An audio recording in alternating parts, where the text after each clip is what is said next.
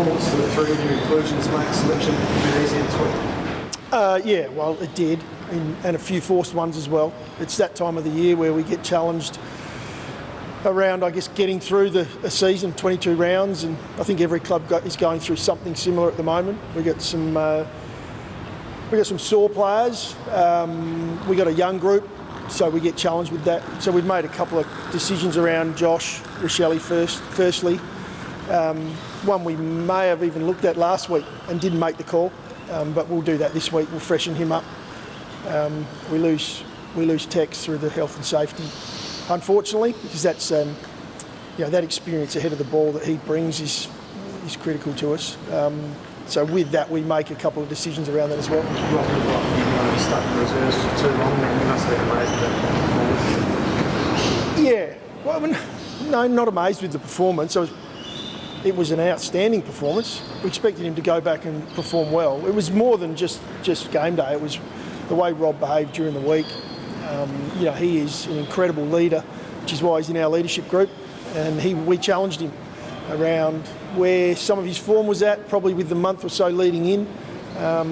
Sometimes a nice reset can help a player. And he went back and he was flawless during the week. Put a performance out at SNFL level that we said, okay, the opportunity now is to come back in. I'm sure we'll see him perform tomorrow as well. Was it a hard decision?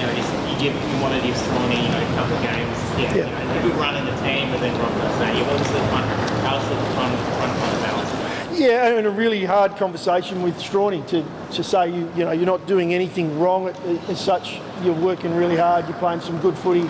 His opportunity will come again. He's a fantastic young ruckman.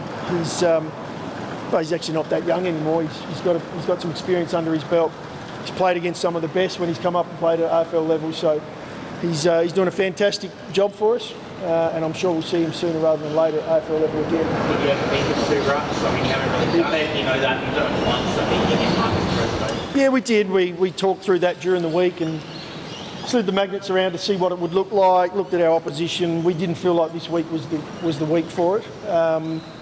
In saying that, there's going to be some challenges for us because Taylor goes down later on in the week. Where we're going to kick our goals from is going to be the question that comes. Well, it's team that kick goals. We gave ourselves opportunities last week and we weren't able to finish. So we'll continue to work on that side of our game, and we'll look at a few things this week where we think we'll hit the scoreboard. I think you said a couple of weeks ago that when you brought Junior back, you wanted him to be there for the rest of the year. Yeah. Has he got them to run some of that? Yeah, he has. He's gone back and done a hell of a lot of work. We looked at a couple of different roles for him when he was back there, just to look at his second, third efforts, look at that sort of match fitness that you can't get any other way. And as we said, we wanted to make sure he got enough games under his belt so that we weren't in and out of the side. That's one aspect. The other one is match fitness is important, to prevent injury. So we feel like he's done some fantastic work. He excited the group during the week at training. We popped him in the blue jumpers, as everyone seems to talk about our blue and yellow jumpers. I think the guys are really excited. They're going to look forward to him, having him back on the weekend. Just on the forward line, do you have to be a bit creative now? Or do you go with a different structure, or do you stick with the same structure with just different personnel? No, we'll stick with our DNA. We'll stick with our game plan, but the personnel will be obviously a little bit different to what we've had. There's no hiding from we'll go in a little smaller than what we have been in the past. We're not playing Elliott at the moment, or Lockie Gallant, and then Taylor not being there. So our challenge will be now to compete and perform. And Geelong are such an experienced backline. They've got a lot of, I guess you'd call them experienced mid-sized defenders, 190, almost a tall defence. So our challenge will be not to be outmarked down there, so we can bring the pressure that we know we bring at our best. Jackson's been one of the positives for the last couple of weeks. The way he's gone down, Matt Brown's coming back in. Are they? Probably free to say they might be too similar in a way to be in the same midfield. How do you kind of ensure that they're not cancelling? Yeah, I think Jacko's taken his game. The last couple of weeks, especially, he's taken his game to another level again. So he deserves his opportunities that he's getting, and he'll stay in the side. Matt is another one that's an experienced player that has been out for 12 months. We felt he needed to go back and just get that number of games under his belt. He played a couple of we call them blue chip games, where we felt he was at his best, especially last week. And he's only going to add to that. So bringing him in alongside, you mentioned Jacko. We feel that that's going to be a bonus for Jacko. Have that experience alongside him, another bigger body, really strong inside midfielder. And Sam Berry will be in there again, Keys and Laird. So we actually bring in a little bit more contest with Matty coming in, and we feel like that's what we need against Geelong. You're on a skinnier ground, they play the ground so well, and they compete as good as any side in the competition. So we didn't want to be beaten up around the contest, and that's our challenge tomorrow. How much of the challenge is the skinny ground that you mentioned there? The close of that ground is more challenging than any other ground? It just means it's going to be a fight. There's less spaces to get outside and hide, and I say that with tongue in cheek. It's players don't go and hide. The game's tough, even on the biggest of grounds, but there's nowhere to avoid a contest on that ground. And if both teams bring it, it'll be a battle. That's the way we like to play footy, and Geelong do as well. That's why they're so respected, is they've got a balance in their game, where if the contest is required, they bring it. They also have the ability to really own the ball and move the ball on you if you're not there defending well enough. So we look forward to that. That's why we go down today and we'll train on it just to get a feel of it again. We'll have some guys that haven't played on that ground. But we won't be avoiding the contest. You see how much sort of, not peak, but emphasis goes on to Riley and Darcy now. Without Taylor sort of bomb down the line, you're playing the hands of Stewart with Blitzards. Is there something you adjust going forward to avoid just the ball going in one way and back out the other? Yeah, and we've looked at that even over the last month. We've been tinkering a little with that part of the game. You don't want to ask certain players to rise up in packs of 8 players and 6 players if that's not their go. We believe Rob coming in gives us a contest as well, so we add that to the group. We know that if we can get the game in a certain space, we know Darcy's opportunities rise. We know the same thing. We'll work with some stuff with Dorse this week. Junior coming in changes our game a little as well. So there's a lot of stuff we've looked at that we've been tinkering with the last few weeks. And you'll probably see a little bit of that tomorrow. We know their weapons. We don't want to allow them to expose us. How do you?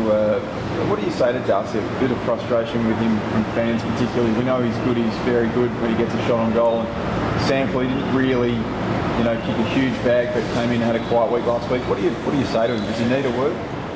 We go through the review with him every week the same way, and I'll sit down with him each week and talk through his game. And I sat on the other side of the fence a little last week. I felt like he competed. I felt like he went at the game. All the areas we'd been talking about, going at the footy.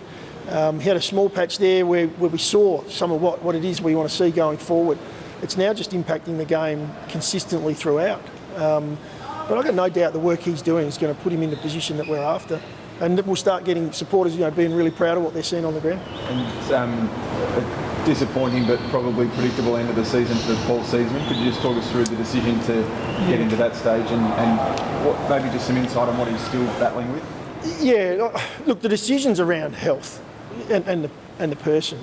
Cedo's a fantastic member of our footy club, but he's a fantastic person. So the last thing we're going to do is put him at risk, and the last thing he wants to do is put himself at risk. So at this stage, with him not being able to train consistently, not being able to get in the gym, it's more about the road back now, what it's going to take him. He almost has to do another pre-season.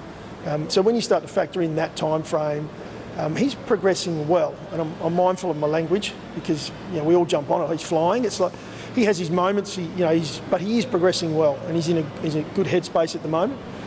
But it's going to take time for him to get his body back, just physically back to where he needs to be. And then the mental challenge of coming out, after a concussion like he's had. So, it's unfortunate for this year that, but we're not going to push it. But we'll do everything we can to make sure we time that right and get him back for next season because he's so important to our group on and off the field. And really respectfully with Cedo, was there a conversation about the long-term health for the next 40 or 50 years might outweigh coming back for half a dozen games next year? Yeah, and they're all the conversations. They're similar to what you have with any player who's had a major injury. It's long-term. It starts to become the person's health rather than the player's health. We talk a lot about the player. Oh, this is the footballer. It's like, well, Paul Seedsman is a human being who we want to make sure, has a healthy life after footy. Confident, optimistic. That his contract finishes that he actually will play next year. 6 months. It seems quite scary. Yeah, I'm optimistic he'll play. I'm not an expert in the area, so I'm not confident at all. But speaking to him, it's what he wants to do. He wants to come back and play footy. It's just that challenge of, it's going to be a physical and a reasonably emotional ride for him over the next 6 months. Going back to what Theo said, I mean, you almost have to at some point prepare yourself. Might have had a conversation to say, I know you want to come back to footy, but there's a lot more important things than that. We will have many conversations that are coming up, Paul and I, and we'll talk through all of that. The last conversation we had was how do we get you back involved and back in amongst the group? Because he's such an important person, as I said, off the field. At the moment, we've got Rory Sloane, who's doing some work with us, sitting on the bench with the group.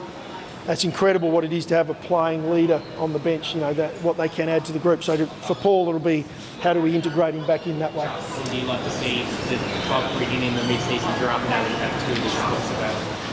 Oh, look, I'm not going to go into any of the detail around who or what we are looking at or how many we're looking at, but it's an interesting thing that we haven't really gone through much of in the past. A mid-season draft's a great opportunity for some of these kids that maybe have been unlucky not to be drafted. So from that perspective, I think it's a real positive. The challenge then is what do we go? What do other clubs look at? I won't be giving you too much of that today. Without just giving too much, do you feel like there's a player out there that you might be able to bring in that can contribute from day one?